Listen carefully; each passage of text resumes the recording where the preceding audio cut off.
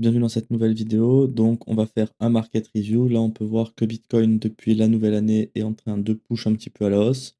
Donc, dans cette vidéo, je vous ferai l'analyse de Bitcoin, Ethereum et Solana pour avoir une vue d'ensemble sur le marché crypto et essayer d'analyser les potentiels scénarios pour les jours et les semaines à venir, haussier ou baissier. On verra ce que le marché peut nous dire. Donc, on va essayer d'analyser ce qui peut se passer. Avant de commencer la vidéo, je vous invite à nous suivre sur YouTube et d'activer la cloche des notifications pour être averti des dernières analyses publiées et donc être à jour sur le marché crypto. Vous pouvez également liker la vidéo pour me soutenir et surtout n'hésitez pas à utiliser l'espace commentaire pour commenter et écrire des assets que vous aimeriez que j'analyse. Ça peut être des altcoins que vous avez dans votre portefeuille, ça peut être tout autre asset qui est analysable. C'est-à-dire que si vous avez d'autres secteurs, ça peut être intéressant. Je peux analyser l'or, l'argent, ça peut être aussi des indices boursiers ou même ça peut être du forex si ça vous intéresse. Donc n'hésitez pas à utiliser cet espace si vous avez des assets que vous aimeriez que j'analyse. On va commencer la vidéo par l'analyse de Bitcoin. Donc comme on est dans une nouvelle semaine, on va essayer de commencer par le weekly pour voir la clôture qu'on a pu avoir et essayer de comprendre si ça a bougé. Donc là, moi, ce que je vois sur le weekly, c'est qu'on n'a eu aucun changement par rapport à la semaine dernière. Donc pourquoi ça? Parce qu'en fait, la semaine dernière, déjà, je vous avais montré, on était toujours en train de faire un range entre le plus bas de cette semaine-là et le plus haut. En fait, depuis maintenant le 24 novembre, on est dans un range au sein de cette bougie weekly. Donc là, pour moi, qu'est-ce qu'on peut privilégier? C'est attendre déjà une prise du high ou du low de cette bougie pour voir si on aura une réaction. Et si on a une cassure baissière, on pourra voir potentiellement les prochains scénarios baissiers avec peut-être cette zone qui va attirer le prix. Ou si on vient faire une cassure par le haut, l'objectif c'est de continuer notre swing pullback de cette structure avec un retour dans ce PY qui normalement, si on a un modèle d'entrée, devrait être rejeté pour perpétuer la structure à la baisse, étant donné que la structure est baissière, on s'attend à ce que ce high tienne et que ce low soit cassé. Donc on verra où c'est le swing pullback ira. On peut aussi invalider ce PY pour vraiment revenir dans l'extrême de la structure, mais en tout cas, pour moi, le scénario à privilégier, c'est un retour ici pour ensuite repartir à la baisse. Tant qu'on n'a pas de choc haussier, ça sert à rien de chercher des longues. Là, on a tout qui est aligné à la baisse avec une structure baissière et un order flow baissier. Donc, il n'y a aucune raison de chercher des longues sur Bitcoin, en tout cas sur le weekly. Donc, c'est tout pour l'analyse weekly. Maintenant, on va passer sur le daily pour voir si on a eu du changement. Donc là, sur le daily, en fait, on n'a pas vraiment eu de changement. On commence à avoir des demandes qui se mettent en place. Je peux vous les tracer ici. On en a notamment deux. Par contre, elles sont inexploitables étant donné que on n'a pas encore eu de choc haussier. Tant que l'order flow est baissier avec le choc qu'on a eu ici, à ce niveau-là, ça ne sert à rien de chercher des longues. D'autant plus que tout ça, c'est du complexe pullback qui est compris entre le point de choc futur et le plus bas de cette jambe de baisse. Donc c'est pas intéressant à trader. Moi, je ne trade pas le complexe pullback, ça sert à rien. Parce que comme c'est dit, c'est du mouvement complexe, donc souvent c'est très peu respecté les POI au sein de ce mouvement. Et en plus, là, ils sont contraires à l'order flow, donc pour moi, il n'y a aucune raison de chercher des longues là-dedans. Par contre, si on vient choquer à la hausse, là, ça pourrait être intéressant de chercher des longues pour continuer le swing pullback, pour revenir potentiellement retravailler les deux FVG qu'on a ici. Sinon, on n'a pas vraiment eu de changement. Là, on est toujours dans une structure baissière, donc on s'attend à quoi dans les prochaines semaines? Bah, qu'en fait, que le swing pullback se termine pour ensuite run le low ici. Tant qu'on n'a pas de choc aussi, en tout cas, ça sert à rien de chercher des longs, comme je vous ai dit. Donc, pour le moment, il vaut mieux patienter et attendre des potentiels POI baissiers, même si moi, là, ce que j'attendrais, comme je l'ai dit, c'est du complexe pullback depuis ici le 21 novembre. Donc là, pour moi, ce qu'il faut attendre, c'est juste la résolution d'une de ces deux bornes.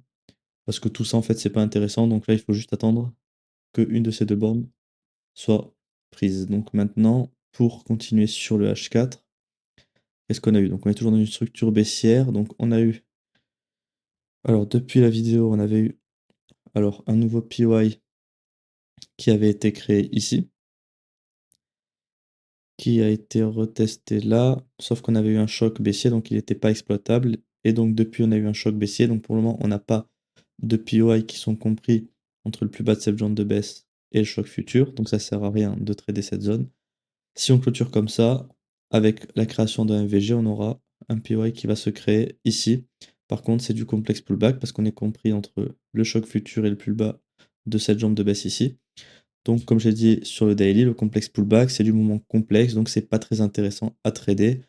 Donc, certes, on pourra chercher des shorts ici parce que le PY est valide, mais en tout cas, c'est pas très intéressant. En ce moment, sur les cryptos, le price action est pas trop pertinent. On est en train de ranger grosso modo dans des zones. Donc, clairement, c'est pas là qu'on va chercher le plus de trades. À la rigueur, sur l'intraday, on pourra peut-être en trouver. On va essayer de faire un petit tour sur le M15. Ça fait un moment que je l'ai pas fait pour essayer de voir ce qui s'est passé. Donc, à l'époque où j'avais fait la dernière vidéo sur le M15, on avait une structure haussière ici. Bon, on a eu du changement. Et là, actuellement, la structure, elle est baissière comme ceci. Hop. Avec un BOS qui a été fait à ce niveau-là. BOS M15. Donc là, ce qu'on peut voir, c'est notre potentiel PY H4. Donc là, il peut être potentiellement exploité parce que si on a la création de ce PY, ça peut être une zone qui va servir partiellement de rejet parce que ça reste quand même un POI, mais c'est du complexe pullback. Donc là, il n'est pas encore confirmé, donc je vais le supprimer. Par contre, ce qu'on voit sur le M15, c'est qu'on a eu la création d'un POI ici, qui est très bien pricé parce qu'on est sur l'IQ du range, dans une structure baissière, donc on s'attend à quoi? À ce que ce lot soit run, sachant que là, si on fait un rebond comme ça va nous créer une grosse zone de liquidité, donc potentiellement pour venir faire ça par la suite, étant donné que la structure est baissière. Par contre, il faut faire attention parce que là, qu'est-ce qu'on voit? C'est qu'on commence à créer beaucoup de liquidités également au nord avec 1, 2, 3, 4, 5 sommets, même celui-là, on peut le compter. Donc, il faut faire attention à cette zone. Là, ce qu'il faut vraiment surveiller, alors qu'est-ce que c'est? Il faut surveiller qu'on n'ait pas une grosse réaction haussière ici pour potentiellement après repartir à la hausse. Donc là, il faudra être vigilant.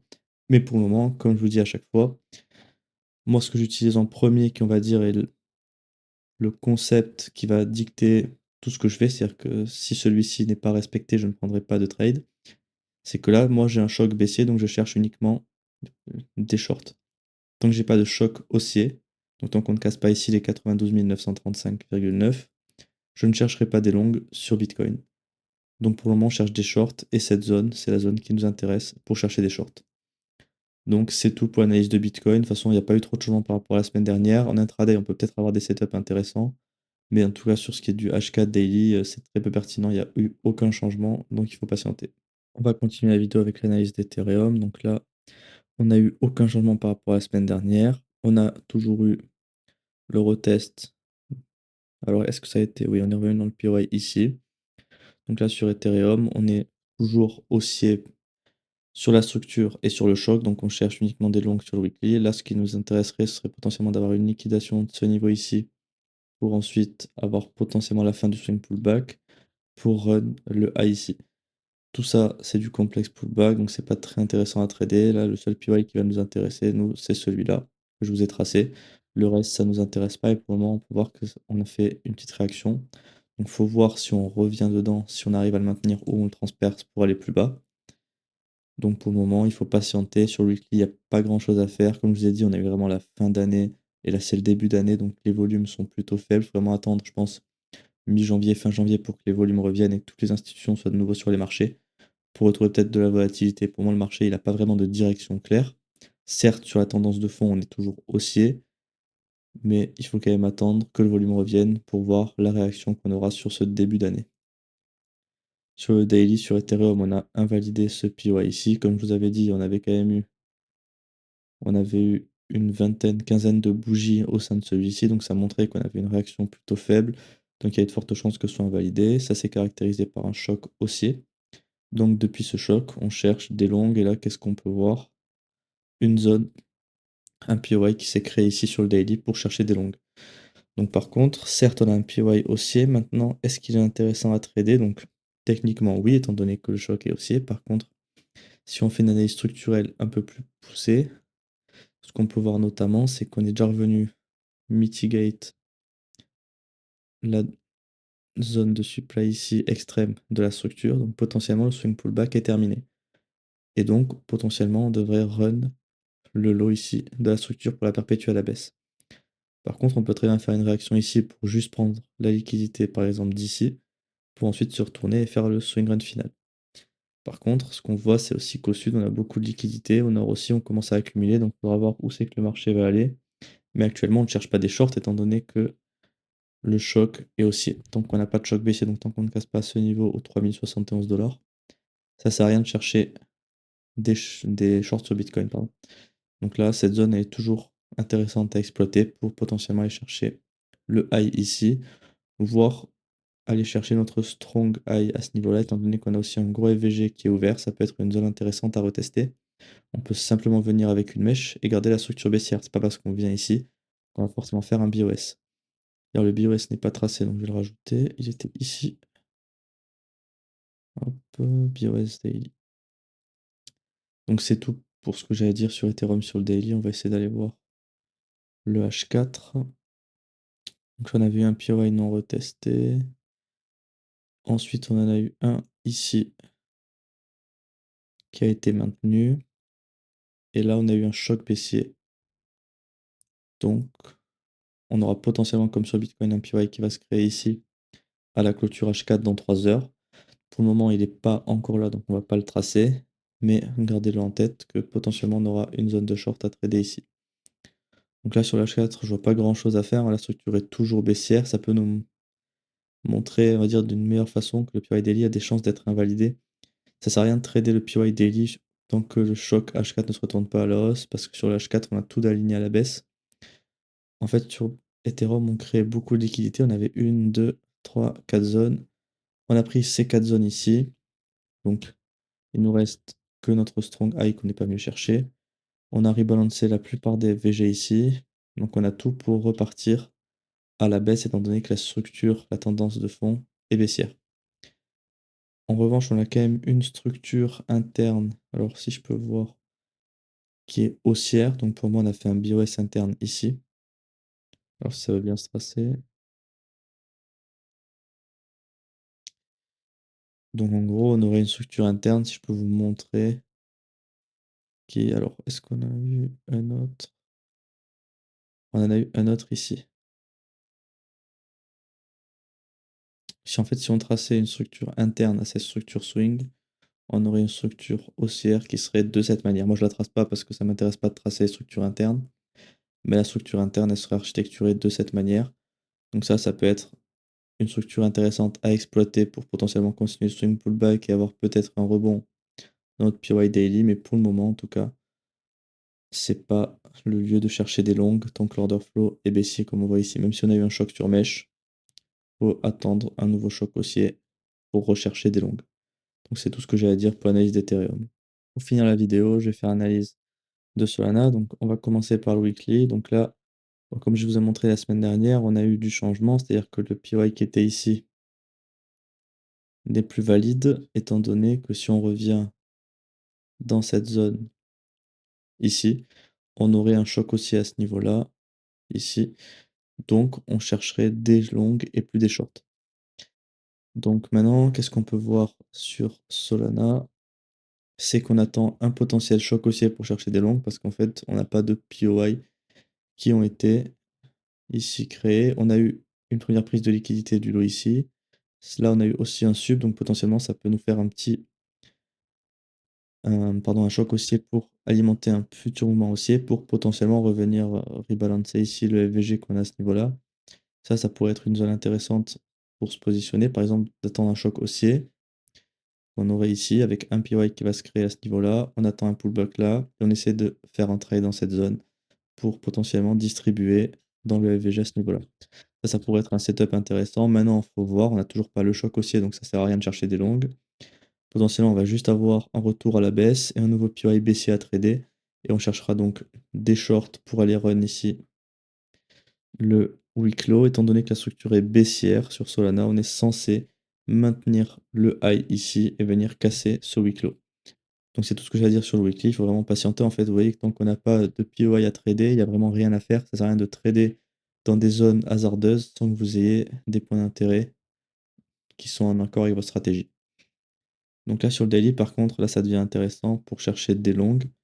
La structure est toujours baissière. On peut voir que la structure se raccourcit de plus en plus. Donc ça, en général, quand la structure commence à se rétrécir, il y a de fortes chances à la fin qu'on finisse par invalider cette structure et donc la retourner à la hausse.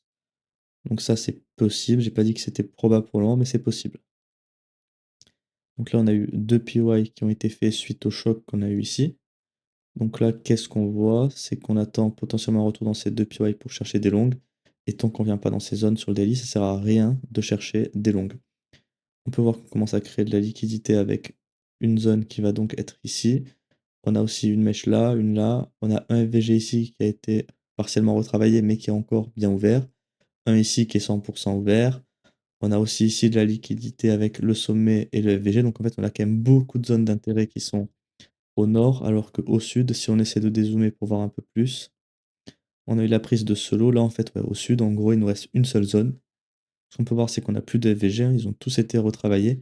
Par contre, on a ce creux qui peut potentiellement attirer le prix. Donc pour moi, si on doit continuer la baisse sur Solana, perpétuer la structure baissière, la structure daily et continuer dans une tendance de fond baissière, pour moi, l'objectif sera ici. Et il faudra espérer avoir une potentielle réaction sur ce creux.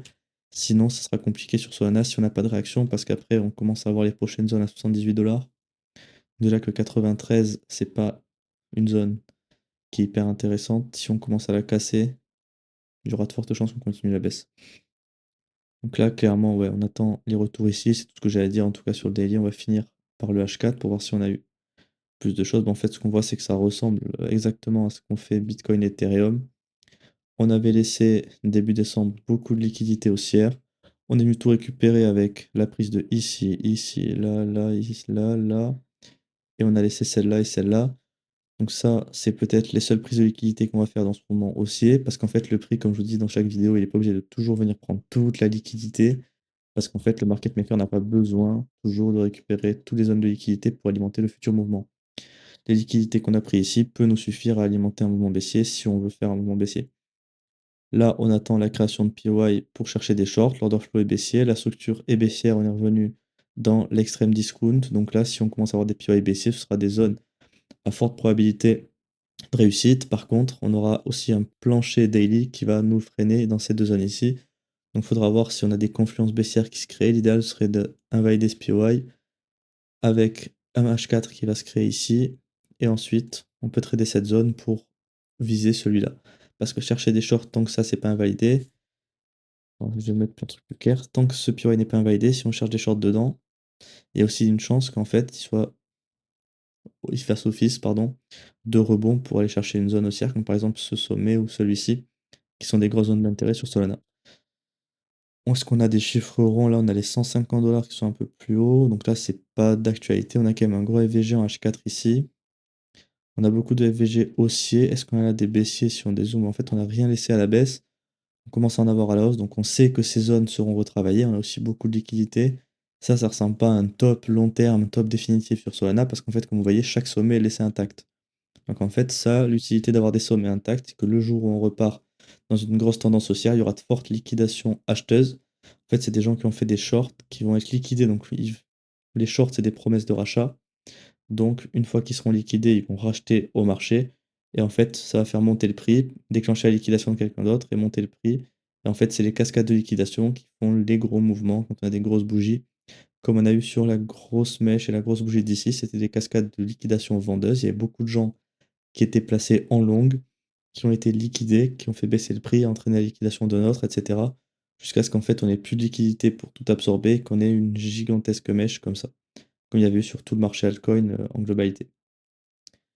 Donc ça c'est pour ce qui est des futurs mouvements, hein. Pour moi il y a de fortes chances que ça se soit retravaillé, voire même qu'on fasse un nouvel ATH un jour. Par contre, alors ATH je sais pas, hein, parce que je sais pas comment était ATH, mais qu'on revienne au moins au-dessus de ce sommet ici. Par contre on peut pas savoir quand. Si on va vite fait le mensuel sur Solana, est-ce qu'on avait des infos? Bah, le mensuel, moi j'ai pas de tout historique, mais on doit être dans une structure haussière comme ceci, hein, si on cherche.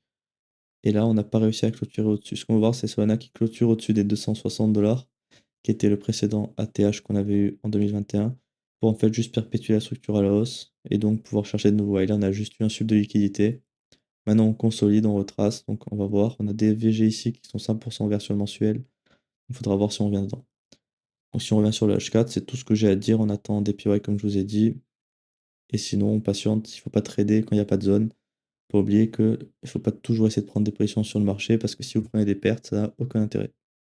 Je vous remercie d'avoir regardé cette vidéo. Surtout, n'oubliez pas de vous abonner à la chaîne et d'activer la cloche de notification pour être averti des dernières analyses publiées et donc être à jour sur le marché crypto. Vous pouvez également liker la vidéo pour me soutenir et utiliser l'espace commentaire pour commenter des assets que vous aimeriez que j'analyse, qui peuvent vous intéresser. Comme je vous ai dit en début de vidéo, ça peut être des cryptos, des altcoins, des indices même crypto, ça peut aussi être des indices américains ou des indices boursiers, des commodities comme l'or, l'argent ou le pétrole, ça peut aussi être du forex, tout ce qui est analysable en fait je peux analyser parce que vous verrez que l'analyse technique en fait elle peut s'appliquer sur n'importe quel type d'actif tant qu'elle est bien faite et que ces actifs sont liquides et tradables. Si aujourd'hui vous commencez à faire du trading sur un altcoin qui est valorisé à 5 millions de dollars, si vous faites de l'intraday dessus, croyez-moi, vous allez vraiment vous ramasser. Mais en fait, plus les actifs sont liquides, plus au final vous allez avoir un meilleur taux de réussite. Donc n'hésitez pas à commenter ces assets qui peuvent vous intéresser, que je pourrais analyser.